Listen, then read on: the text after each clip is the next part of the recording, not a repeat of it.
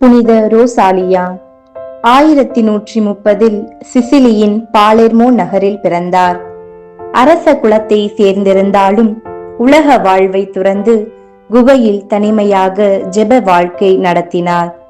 கிபி 1170 அங்கேயே இறைவனோடு இணைந்தார்.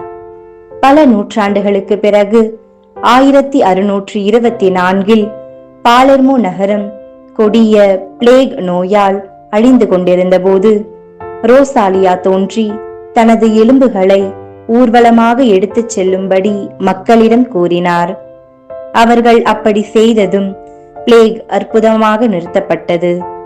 அதன்பின் அவர் பாலெர்மோவின் காவல்தாய் என போற்றப்பட்டார். அவரின் நினைவு நாள் ஒவ்வொரு ஆண்டும் செப்டம்பர் 4 கொண்டாடப்படுகின்றது. இன்றும் அவர் விசுவாசிகளின் காவலராக திகழ்கின்றார்.